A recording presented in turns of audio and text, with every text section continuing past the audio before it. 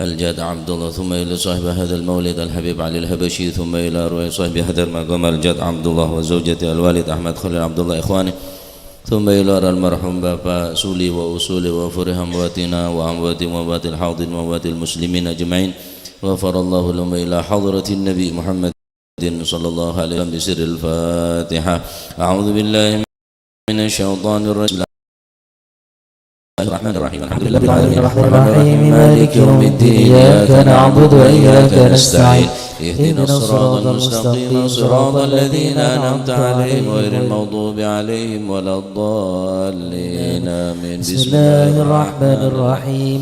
إذا وقعت الواقعة ليس لوقعتها كاذبة خافضة رافعة إذا رجت الأرض رجا وبست الجبال بسا فكانت هباء منبثا وكنتم أزواجا ثلاثة فأصحاب الميمنة ما أصحاب الميمنة وأصحاب المشأمة ما أصحاب المشأمة والسابقون السابقون أولئك المقربون في جنات النعيم ثلة من الأولين وقليل من الآخرين على سرر موضونة متكئين عليها متقابلين يطوف عليهم بلدان مخلدون بأكواب وباريق وكأس من معين لا يصدعون عنها ولا ينزفون وفاكهة مما يتخيرون ولحم طير مما يشتهون وحور عين كأمثال اللؤلؤ المكنون جزاء بما كانوا يعملون لا يسمعون فيها لغوا ولا تأثيما إلا قيلا سلاما سلاما. وأصحاب اليمين ما أصحاب اليمين في سدر مخضود وضلح منضود وظل ممدود وماء مسكوب وفاكهة كثيرة لا مقطوعة ولا ممنوعة وفرش مرفوعة إنا أنشأناهن إنشاء فجعلناهن أبكارا عربا أترابا لأصحاب اليمين ثلة من الأولين وثلة من الآخرين. وأصحاب الشمال ما أصحاب الشمال في سموم وحميم وظل من يحموم لا بارد ولا كريم إنهم كانوا قبل ذلك مترفين وكانوا يصرون على الحنث العظيم وكانوا يقولون إذا متنا وكنا ترابا وعظاما إنا لمبعوثون أو آباؤنا الأولون قل إن الأولين والآخرين لمجموعون إلى ميقات يوم معلوم ثم إنكم أيها الضالون المكذبون لآكلون من شجر من زقوم فمالئون منها البطون فشاربون عليه من الحميم فشاربون شرب الهيم هذا نزلهم يوم الدين نحن خلقناكم فلولا تصدقون أفرأيتم ما تمنون أنتم تخلقونه أم نحن الخالقون نحن قدرنا بينكم الموت وما نحن بمسبوقين على أن نبدل أمثالكم ننشأكم فيما لا تعلمون ولقد علمتم النشأة الأولى فلولا تذكرون أفرأيتم ما تحرثون أنتم تزرعونه أم نحن الزارعون لو نشاء لجعلناه حطاما فظلتم تفكهون إنا لمغرمون بل نحن محرومون أفرأيتم الماء الذي تشربون أنتم أنزلتموه من المزن أم نحن المنزلون لو نشاء جعلناه أجاجا فلولا تشكرون أفرأيتم النار التي تورون أنتم أنشأتم شجرتها أم نحن المنشئون نحن جعلناها تذكرة ومتاعا للمقوين فسبح باسم ربك العظيم. فلا أقسم بمواقع النجوم وإنه لقسم لو تعلمون عظيم إنه لقرآن كريم في كتاب مكنون لا يمسه إلا المطهرون تنزيل من رب العالمين أفبهذا الحديث أنتم مدهنون فتجعلون رزقكم أنكم تكذبون فلولا إذا بلغت الحلقوم أنتم حينئذ تنظرون ونحن أقرب إليه منكم ولكن لا تبصرون فلولا إن كنتم غير مدينين ترجعونها إن كنتم صادقين فأما إن كان من المقربين فروح وريحان وجنة نعيم وأما إن كان من أصحاب اليمين فسلام لك من أصحاب اليمين وأما إن كان من المكذبين الضالين فنزل من حميم وتصلية جحيم إن هذا لهو حق اليقين فسبح باسم ربك العظيم. اللهم صل وجوهنا باليسار ولا توهنا بالاقتار فنسترزق طالب رزقك ونستعطف شرار خلقك ونشتغل بحمد من أعطانا ونبتلى بذنب من منعنا وأنت من وراء ذلك كل أهل العطاء والمن. اللهم كما سند وجوهنا عن السجود إلا لك وسنا للحاجة إلا إليك بجودك وكرمك وفضلك يا أرحم الراحمين يا أرحم الراحمين يا أرحم الراحمين. أغننا بفضلك عمن سواك. وصلى الله على سيدنا محمد وعلى آله وسلم. الحمد لله رب العالمين. الفاتحة على من أسلفنا الصالحون وعلى من وحبيبنا على الهبشي أن الله يغفر ذنوبنا ويستر عيوبنا ويشفي أمراضنا ويقضي حاجاتنا وحاجات المسلمين أجمعين. أن الله يسر كل أمورنا أمر الدنيا والآخرة إلى حضرة النبي محمد صلى الله عليه وسلم. سر الفاتحة.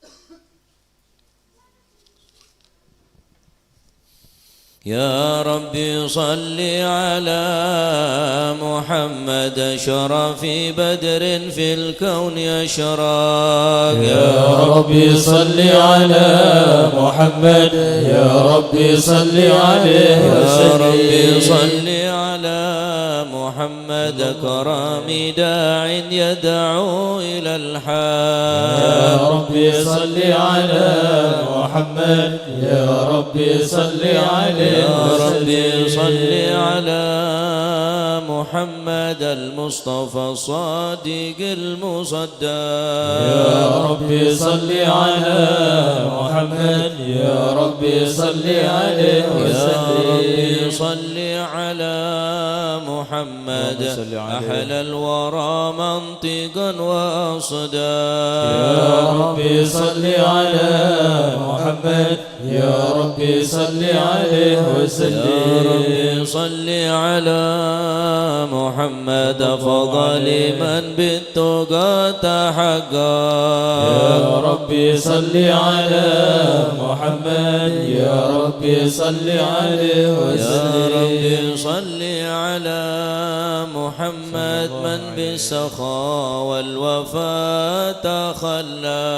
يا ربي صل على محمد يا ربي صل عليه وسلم. يا ربي صل على محمد واجمع من الشمل ما تفرق.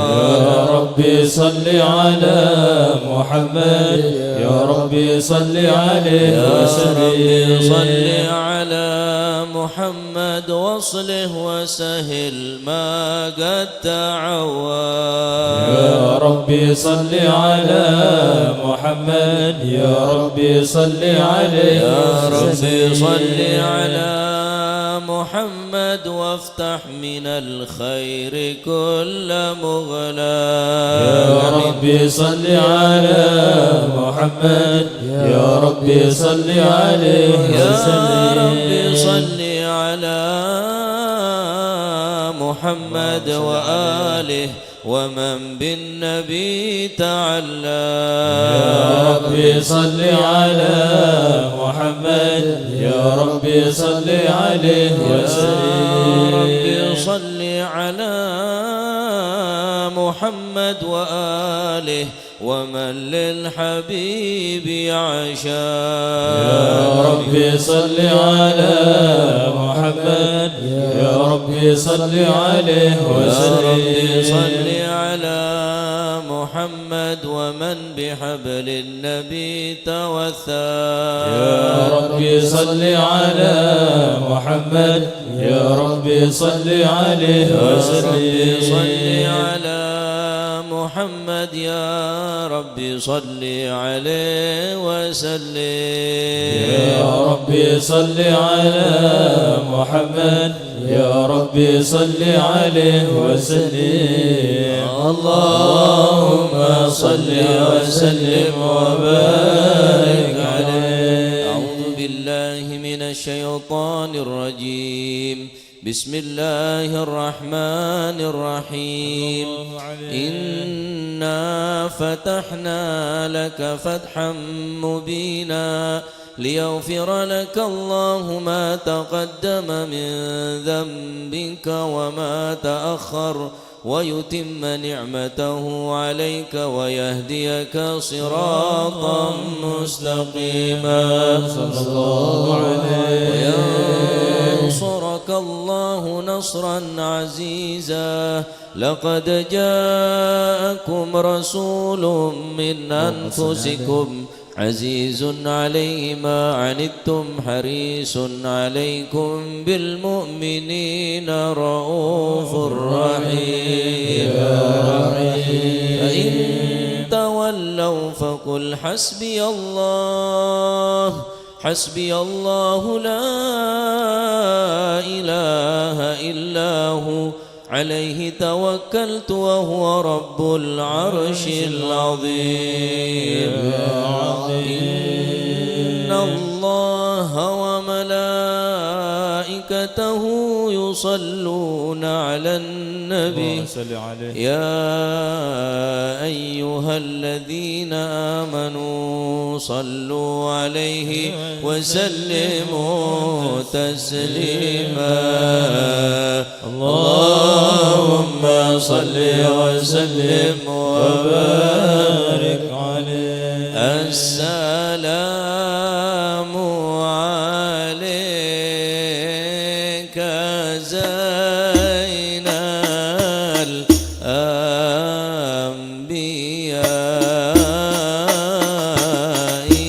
الأنبياء السلام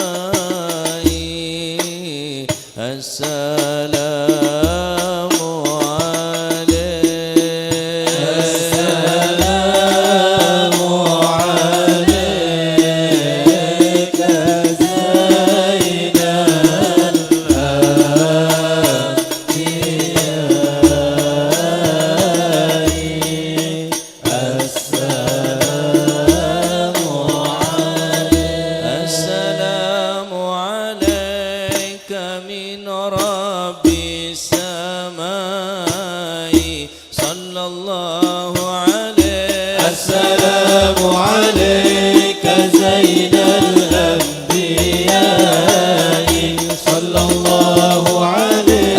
السلام عليك دائم بلا انقضاء صلى الله عليه. السلام عليك زين الأنبياء صلى الله عليه. السلام عليك أحمد يا حبيبي صلى الله عليه. السلام عليك زين الأنبياء صلى الله عليه. السلام عليك طه يا طبيبي صلى الله عليه. السلام عليك زين الأنبياء صلى الله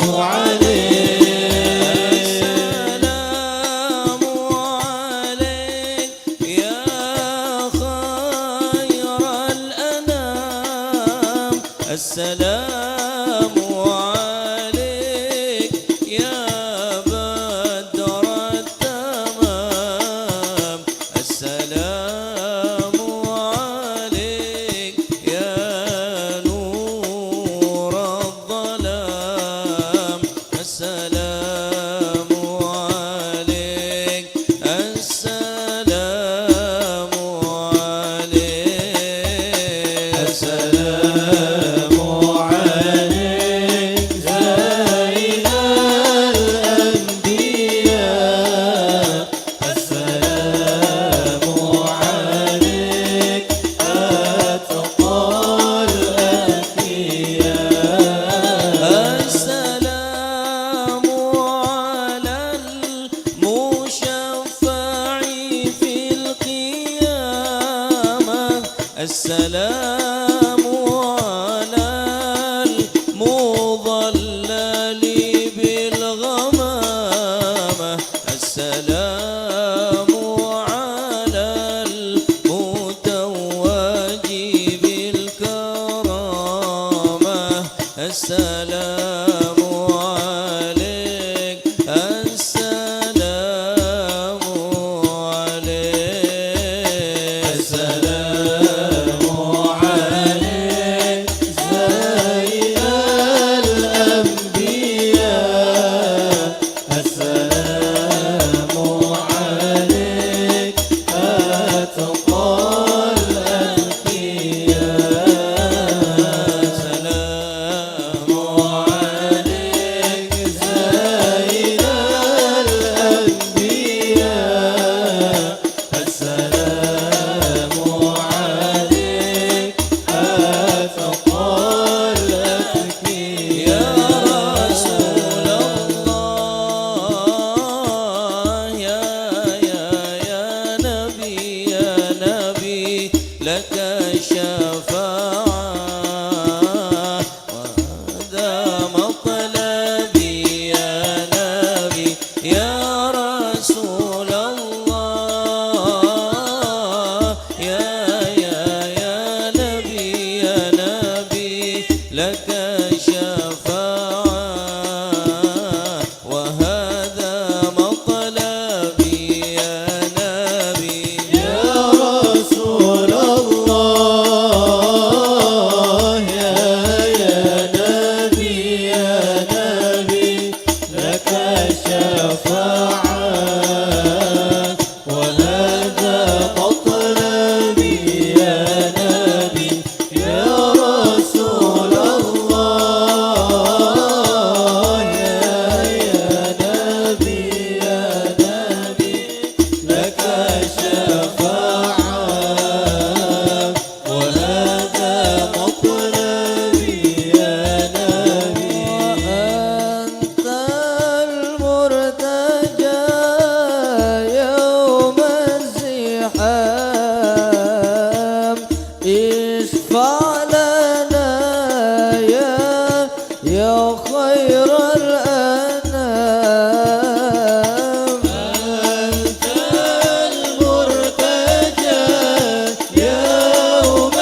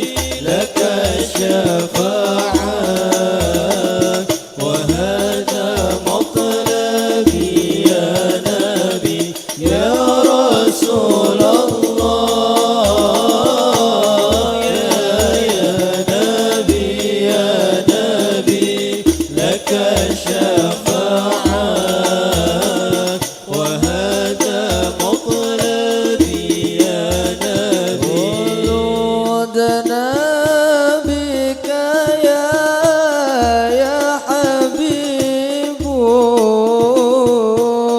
أنت للخلق يا طبيب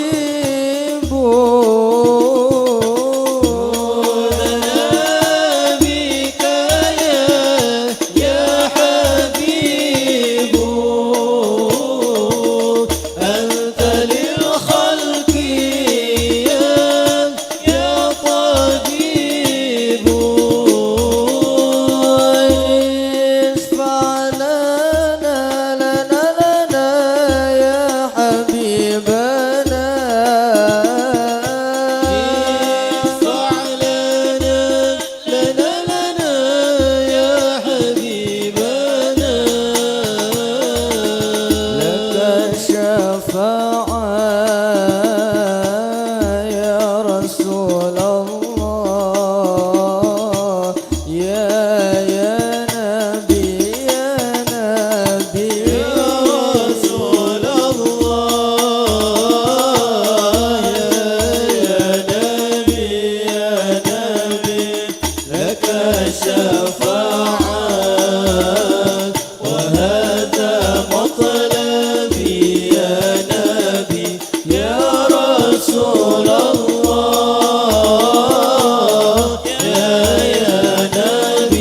يا نبي لك الشفاعة وهذا مطلبي اللهم صل على محمد يا ربي صل عليه وسلم اللهم صل على محمد يا ربي صل عليه وسلم اللهم صل على محمد يا رب صل عليه وسلم اللهم صل على محمد يا رب صل عليه وسلم إن قيل زرتم بما رجعتم يا أكرم الخلق ما نقول إن قيل زرتم بما رجعتم يا أكرم الخلق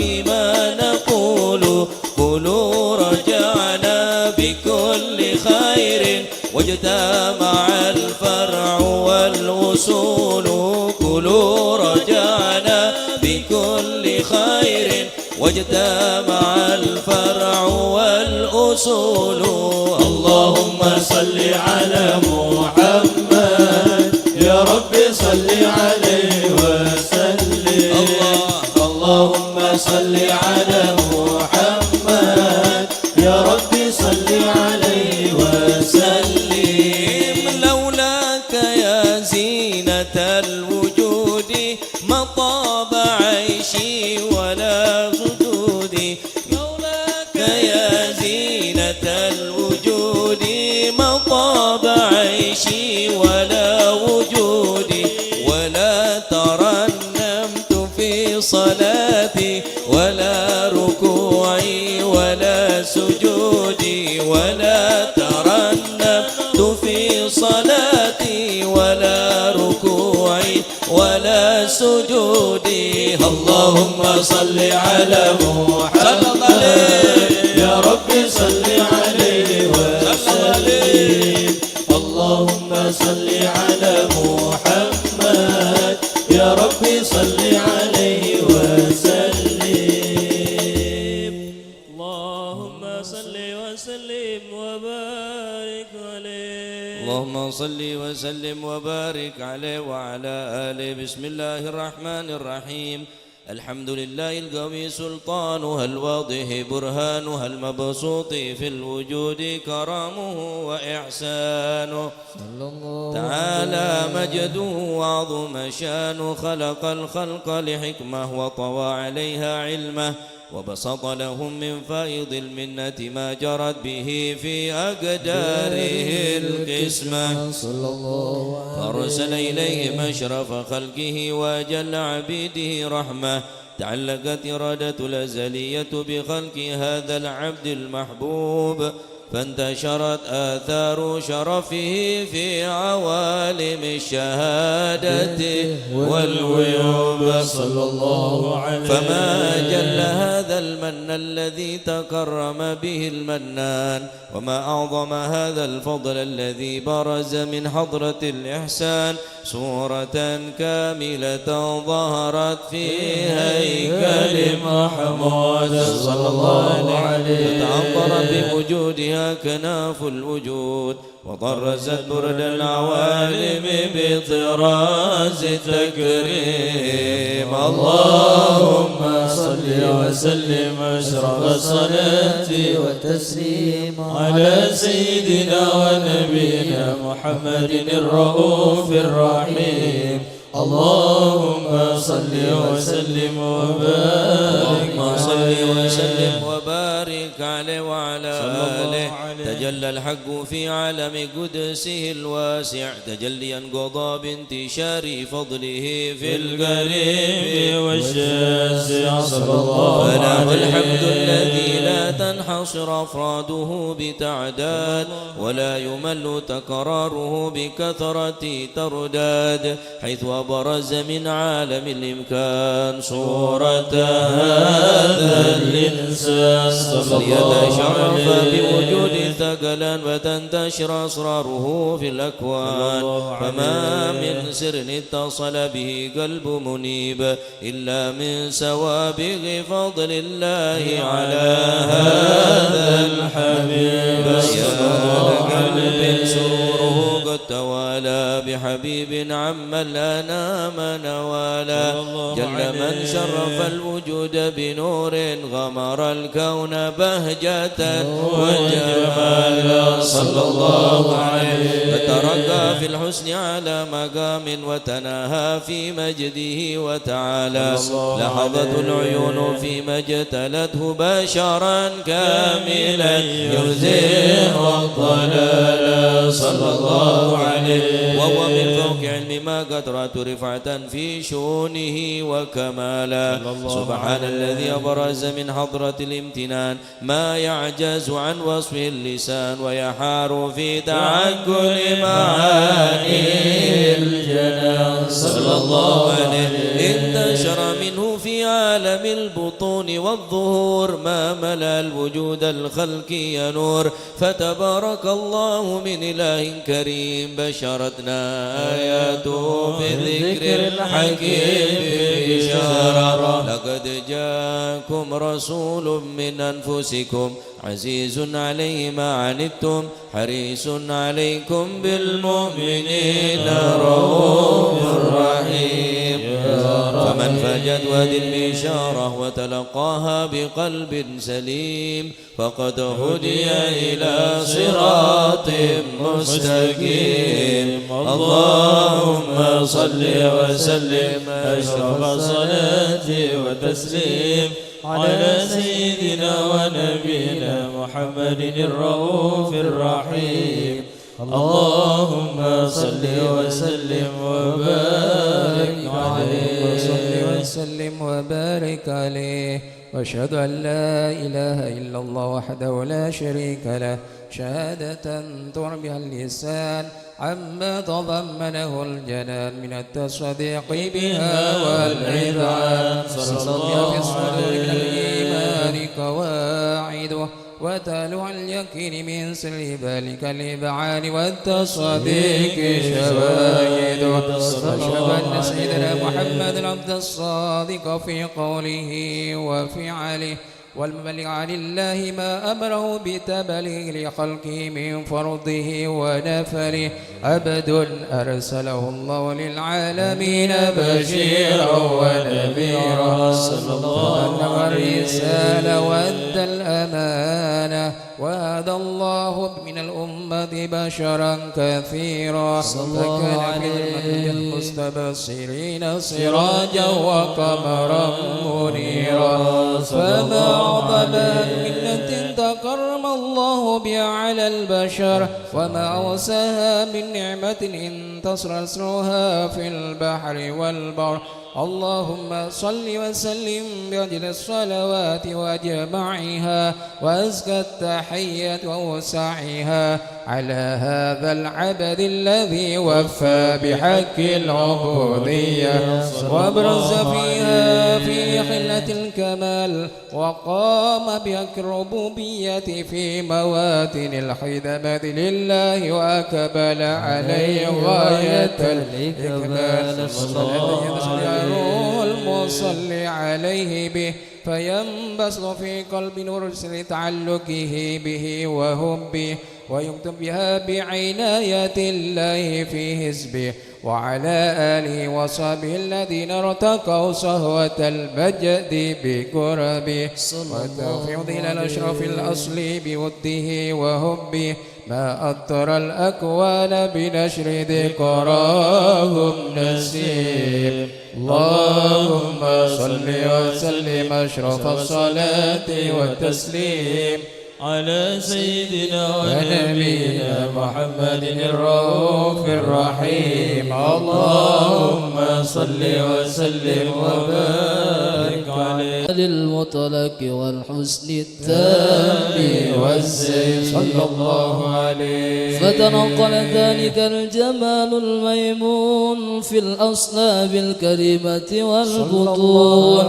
فما من صلب طمت إلا وتمت عليه من الله النعم صلى الله عليه فهو القمر التام الذي يتنقل في بروجه ليتشرف به موطن استقراره وموضع خروجه وقد قضت الأقدار الأزلية بما قضت وأظهرت من سر هذا النور ما أظهرت وخصصت به من خصص صلى الله عليه فكان مستقره في الأصلاب الفاخرة والأرحام الشريفة الطاهرة حتى برز في عالم الشهادة بشرا لا كالبشر صلى الله عليه ونورا حير الأفكار ذوره وبهر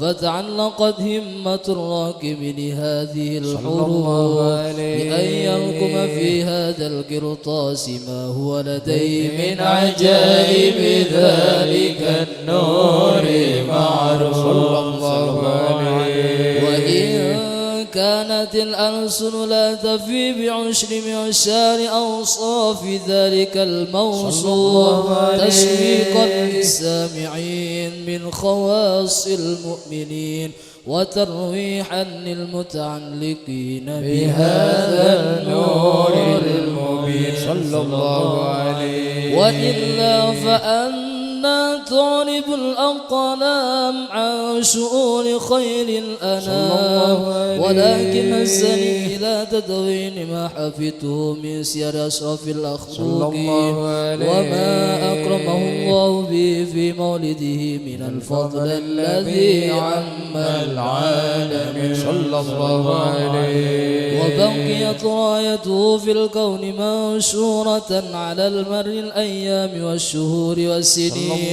داعي التعنق بهذه الحضرة الكريمة وداعي التشوق إلى سميع أوصافها العظيمة ولعل الله ينفع به المتكلم والسامع فيدخلان في شفاعة هذا النبي الشافع ويتروحان بروح ذلك النعيم اللهم صل وسلم أشرف الصلاة والتسليم على سيدنا ونبينا محمد الرؤوف الرحيم اللهم صل وسلم وبارك الله الله الله الله الله الله لا إله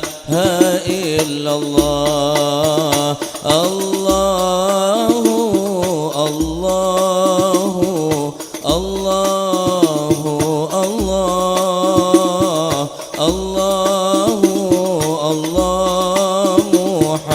محمد رسول الله. الله الله الله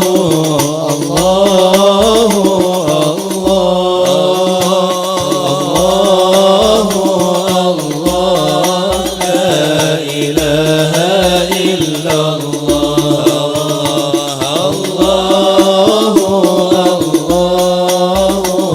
الله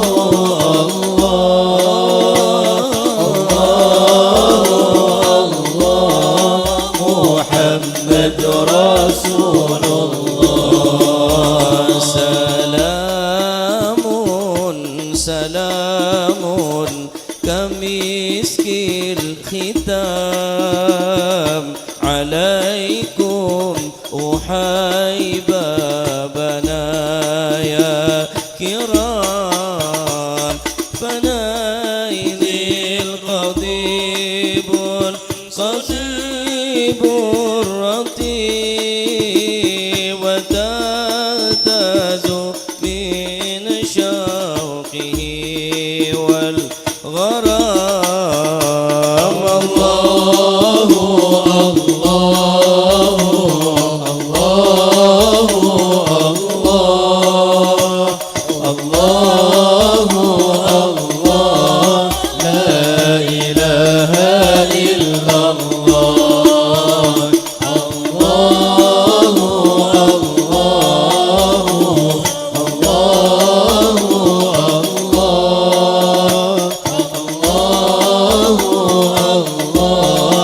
محمد رسول الله. عسى الله يشفي غليل السدود بواصل الحبائب وفك القيود. فربي رحيم كريم ودود يجود على من يشاء بالمرام. الله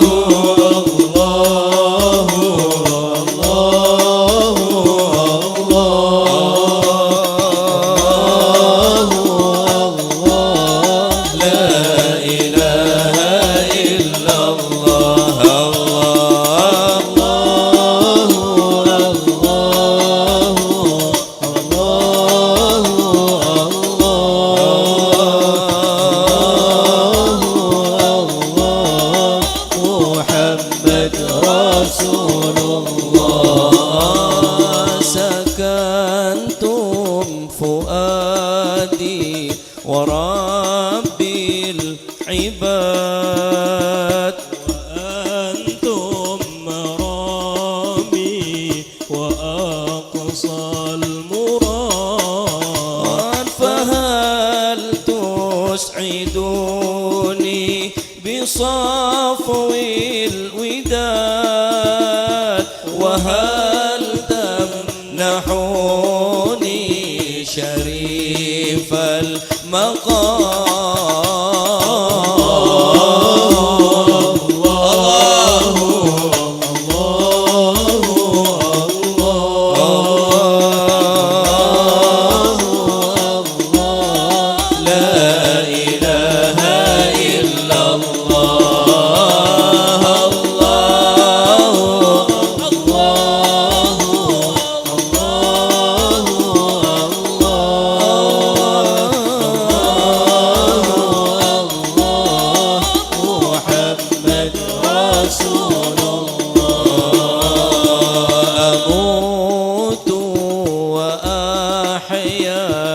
على حبكم ذل لديكم وإذ بكم وراحت روحي رجاء قربكم وعزمي وقصدي إليكم دوام.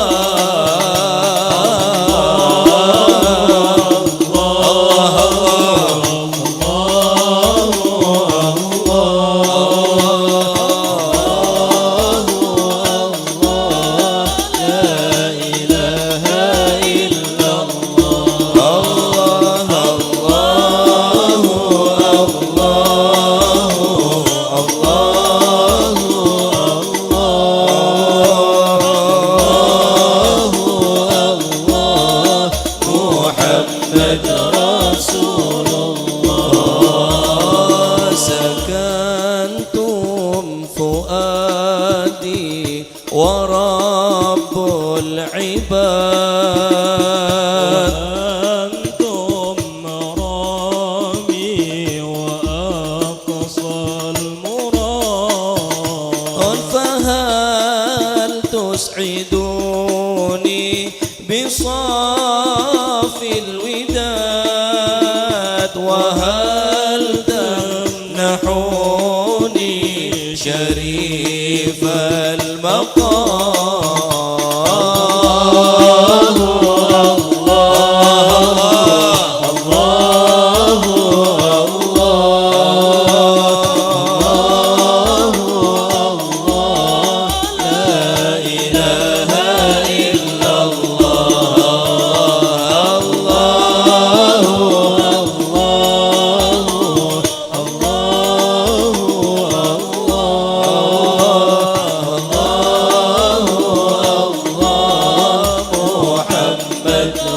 رسول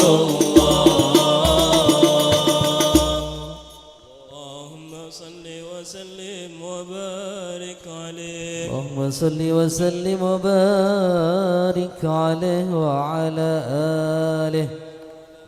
وقد آن للقلم أن يخط ما حركته فيه الأنامل لما استفاد الفهم من صفات هذا العبد المحبوب الكامل والشمائل التي أحسن الشمائل. وهنا حسن أن نثبت ما بلغ إلينا في شأن هذا الحبيب من أخبار وآثار. يتشرف بكتابة القلم والقرطاس وتتنزه في حداك الأسماء والأبصار. وقد بلغنا في الأحاديث المشهورة أن أول شيء خلقه الله هو النور المودع في هذه السورة. فنور هذا الحبيب أول مخلوق برز في العالم ومنه تفرع الوجود خلقا بعد خلق فيما حدث وما تقادم. وقد أخرج عبد الرزاق بسند عن جابر بن عبد الله الأنصاري رضي الله عنهما قال: قلت يا رسول الله بأبي وأمي أخبرني عن أول شيء خلق الله قبل الأشياء. قال: يا جابر إن الله خلق قبل الأشياء نور نبيك محمد صلى الله عليه وسلم من نور. وقد ورد من حديث أبي هريرة رضي الله عنه أنه قال: قال رسول الله صلى الله عليه وسلم: كنت أول النبيين في الخلق وآخرهم في البعث. وقد تعددت الروايات بأنه أول الخلق وجودا وأشرفهم مولودا. ولما كانت السعادة الأبدية لها ملاحظة خفية اختصت من شاءت من البرية بكمال الخصوصية صلى الله عليه. فاستودعت هذا النور المبين أصلاب وبطون من شرفته من العالمين صلى الله عليه. فتنقل هذا النور من صلب آدم ونوح وإبراهيم حتى أوصلته يد العلم القديم إلى من خصصته بالتكريم أبيه الكريم عبد الله بن عبد المطلب ذي القدر العظيم وأمه التي في المخاوف آمنة السيدة الكريمة آمنة. فتلقاه صلب عبد الله فألقاه إلى بطنها صلى الله عليه. وضمت أحشاؤها بمعونة الله محافظة على حق هذه الدرة وصونها. فحملت برعاية الله كما ورد عنها حملا خفيفا لا تجد له ثقلا صلى الله ولا تشكو من ولما ولا عللا. حتى مر الشهر بعد الشهر من حمله وقرب وقت بروز العالم الشهادة لتنبسط على أهل هذا العالم فيوضات فضله وتنتشر في آثار مجده الصميم. اللهم صل وسلم أشرف الصلاة وتسليم على محمد الرؤوف الرحيم اللهم صل وسلم وبارك عليه وعلى آله اللهم صل وسلم وبارك عليه صلى الله عليه فحين قرب ونوة هذا الحبيب أعلنت السماوات والأرضون ومن فيهن بالترحيب صلى الله عليه وأمطار الجود الإلهي على أهل الوجود تسيج وألسنة الملائكة بالتبشير للعالمين ننتهي سبحان الله والحمد لله ولا إله إلا الله سبحان الله والحمد لله ولا إله إلا الله الله أكبر سبحان الله والحمد لله ولا إله إلا الله الله أكبر والقدرة كشفت كناء هذا المستور ليبرز نور كاملا في عالم الزور نورا فوق كل نور صلى الله عليه فتحقكم على من تم الله عليه النعمة من خواص الأمة أن يحضر عند وطئ أمة تهنيسا لجناب المسعود ومشاركة لها في هذا السمات الممدود صلى الله عليه فحضرت بتوفيق الله سيدة مريم وسيدة آسيا ومعهما من الحور العين من قسم الله له من الشرف بالقسمة الوافية فأتى الوقت الذي رتب الله على حضوره وجود هذا المولود صلى الله عليه فانفلق سبح الكمال من النور عن عمود وبرز الحامد المحمود منعدا لله بالتعظيم والسجود صلى الله عليه وسلم صلى الله على محمد صلى الله عليه وسلم اللهم صل على محمد. Pakhusyuk hadiraki Rasulullah pekerong ke Kanjeng Nabi atau raki nyon syafaat ke Kanjeng Nabi. Asyraqal kaunu ibtihajan biwujudil Mustafa Ahmad wali ahlil kauni unsun wa sururun qad tajadda Nabi salam alaika ya Rasul salam alaika ya Habib salam alaika salawatullah alaika فضربوا يا أهل المثاني فهزاروا اليوم غرد واستضيئوا بجمال فقفي الحسن تفرد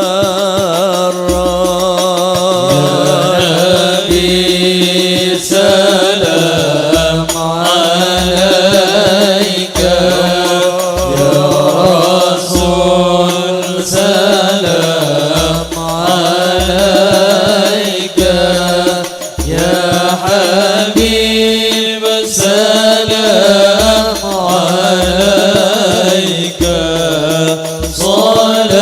صلوات الله عليك ولنا البشرى بسعد مستمر ليس ينفد حيث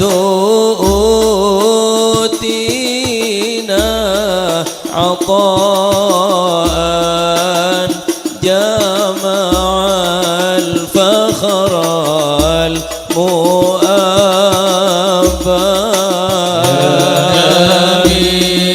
سلام عليك يا رسول سلام عليك يا حبيب سلام عليك صلوات الله عليك فلربي كل حمد جل أن يحصره العد إذا حبانا بوجود المصطفى الهادي محمد صلى الله عليه وسلم عليك يا رسول سلام عليك يا حبيب سلام عليك صلوات الله عليك يا رسول الله أهلا بك إن بك نسعد وبجاهه يا إلهي الله جد وبلغ لما قصد يا نبي سلام عليك يا رسول سلام عليك يا حبيب سلام عليك صلوات الله عليك واهدنا نهجا سبيلك كي به نسعد ونرشد ربي بلغنا بجاهه في جوار خير مقعد يا نبي سلام عليك يا رسول سلام عليك يا حبيب سلام عليك صلوات الله عليك وصلاة محمد أشرف الرسل محمد وسلام مستمر كل حين يتجدد طلع البدر علينا من ثنيات الوداع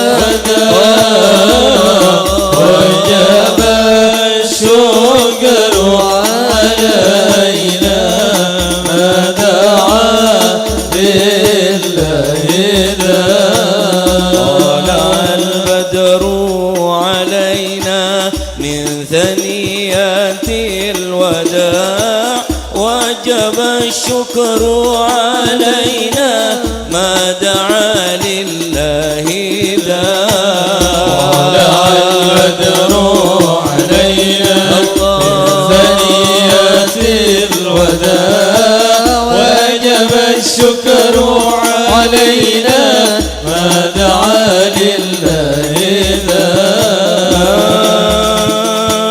مرحبا يا مرحبا يا نور العين مرحبا جد الحسين مرحبا مرحبا مرحبا يا مرحبا يا نور العين مرحبا جد الحسين مرحبا مرحبا وأكرم النار وحمينا وأكرم الأرض وحمينا لقاء خير الأنام مرحبا مرحبا يا مرحبا يا نور العين مرحبا جد الحسين مرحبا مرحبا على محمد صلى الله عليه وسلم صلى الله على محمد يا ربي صل وسلم يا نبي سلام عليك يا رسول سلام عليك يا حبيب سلام عليك صلوات الله عليك اللهم صل على محمد.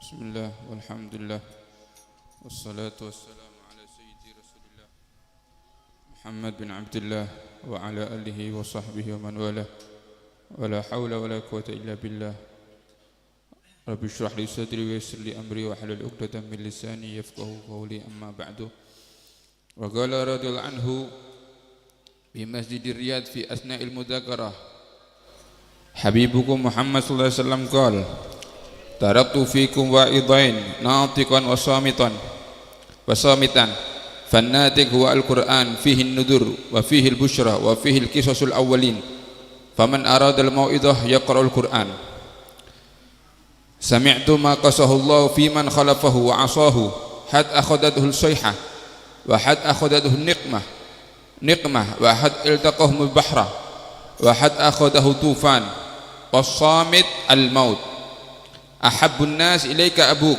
وأولادك تدفنهم في التراب ولا تدري بحالهم بل هم معذبون أو منعمون وأنت على يقين أنك بدريت ما وردوا وبات لك ما لكوا ولكن القلوب قسط والسبب الظلم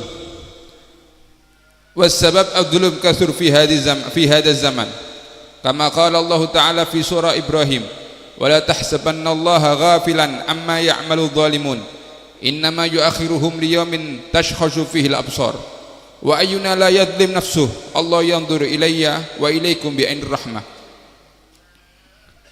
Al-Habib Ali bin Muhammad Al-Habsyi beliau mengatakan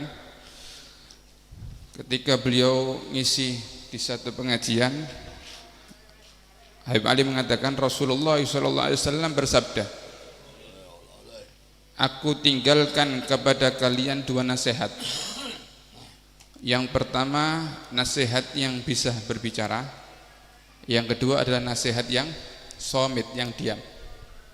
Fanatik yang berbicara adalah huwa Al-Quranul Karim, ya. Al-Quran ini nasihat yang bisa kita baca sampai kapanpun. Fihin nudur, dalam Al-Quran ada peringatan-peringatan bagi kita. Dalam Al-Quran ada kabar-kabar gembira bagi kita. Dalam Al-Quran ada kisah-kisah orang-orang terdahulu. Surat Al-Luqman, Ashabul Kahfi. Makanya kalau kita mau mengambil nasihat, ambillah nasihat daripada Al-Quran. Tapi dengan syarat harus kita pelajari tafsir-tafsirnya Al-Quran. Bukan pemikirannya kita, tapi pemikirannya dari ahlu tafsir. Kita dengar dalam Al-Quran kisah-kisah yang orang-orang itu banyak menentang Allah dalam Al-Quran. Ada yang Allah beri kepada mereka musibah angin. Ada yang Allah beri kepada mereka lautan yang naik dihabiskan dengan lautan gara-gara dolim-dolimnya mereka. Ada yang Allah berikan kepada mereka angin tufan, macam-macam. Dan mereka semua itu yang diberi musibah, yang diberi adab oleh Allah karena mereka adalah orang-orang yang dolim kepada Allah Subhanahu wa ta'ala. Ya, makanya kalau kita harus perhatikan maksiat ini Pak mengundang azabnya Allah Subhanahu wa ta'ala.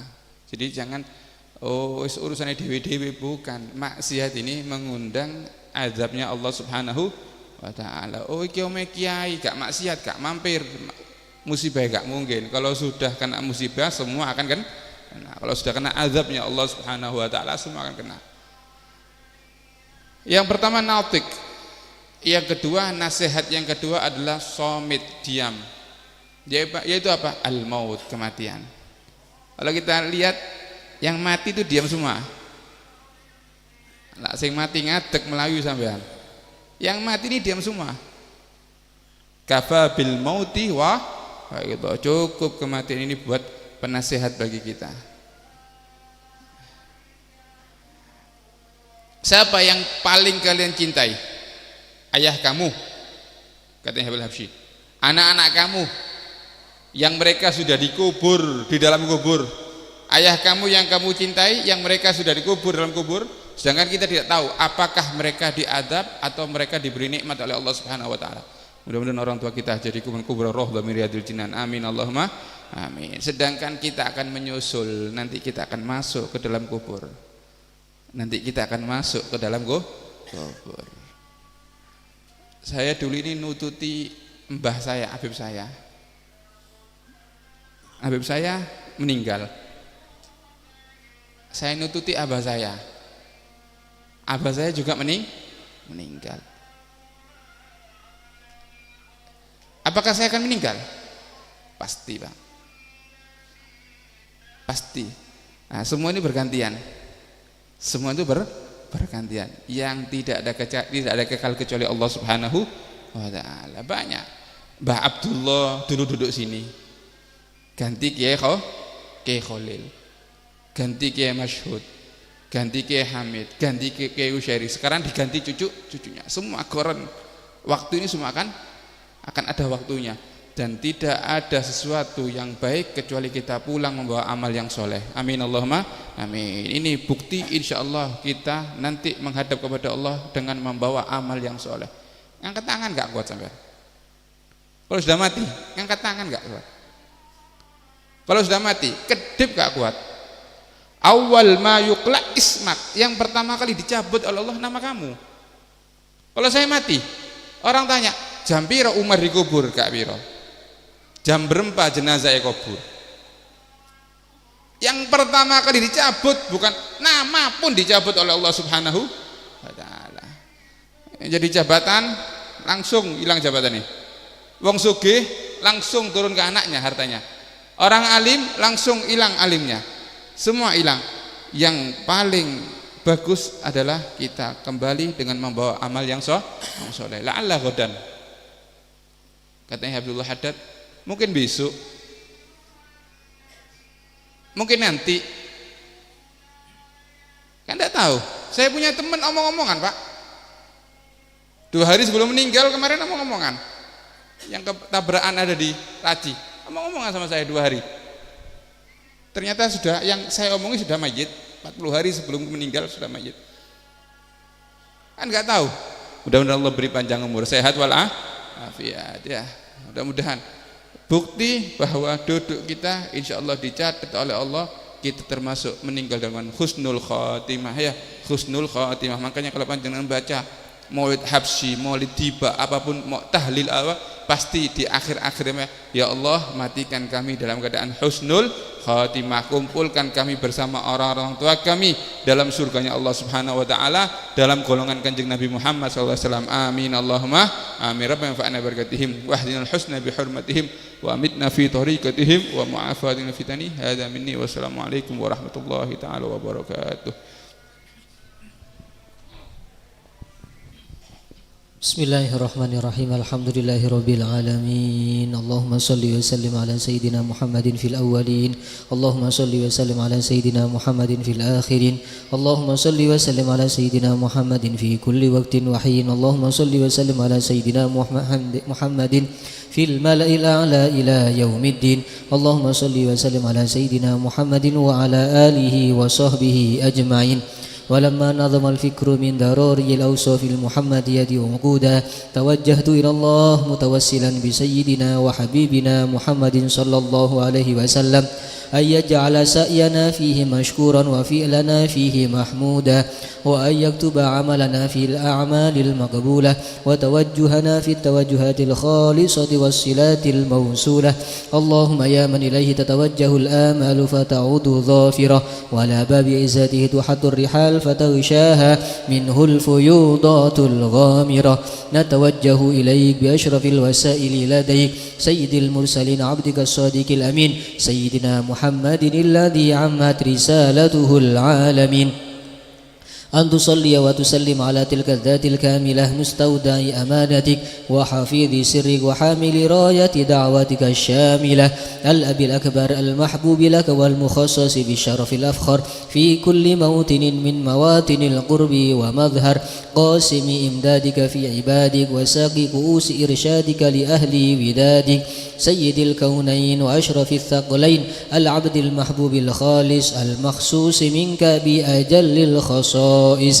اللهم صل وسلم عليه وعلى آله وأصحابه وأهل حضرة اقترابه من أحبابه.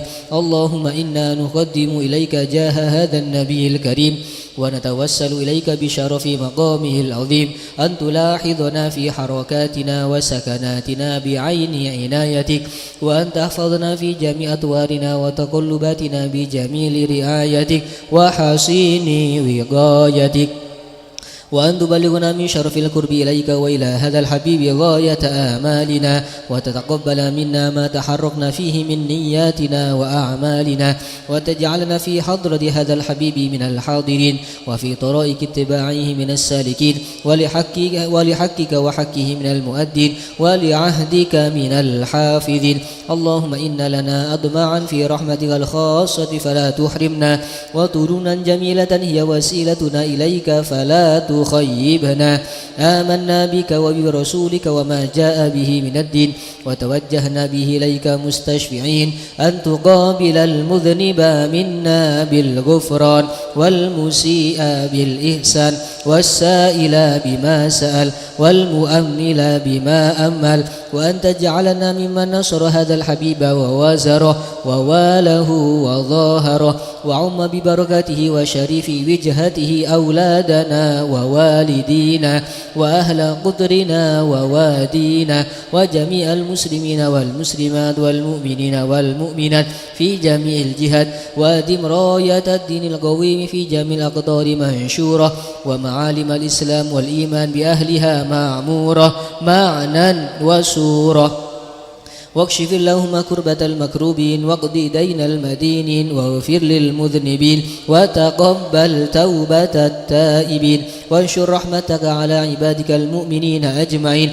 واكفي شر المعتدين والظالمين وابسط العدل بولاة الحق في جميع النواحي والأقطار وأيدهم بتأييد من عندك ونصر على المعاندين من المنافقين والكفار واجعلنا يا رب في الحصن الحصين من جميع البلايا واجعلنا يا رب في الحصن الحصين من جميع البلايا واجعلنا يا رب في الحصن الحصين من جميع البلايا وفي الحرز المكين من الذنوب والخطايا وأعدمنا في العمل بطاعتك والصدق في خدمتك قائمين وإذا توفيتنا فتوفنا مسلمين مؤمنين واختم لنا منك بخير أجمعين وصل وسلم على هذا الحبيب المحبوب للأجسام والأرواح والقلوب وعلى آله وصحبه ومن إليه منسوب وآخر دعوانا الحمد لله رب العالمين سبحان ربك رب العزة عما يصفون وسلام على المرسلين